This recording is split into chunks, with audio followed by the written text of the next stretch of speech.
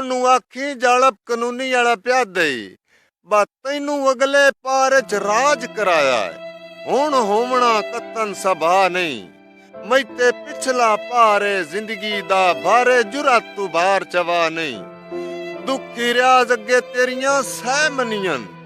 मेरे सबर नू होर अजमा नहीं और मंगे हस के जान भी हाजर है मैनू तड़ियां ढोल विखा नहीं ओनू आखी जालप कानूनी वाला प्या दे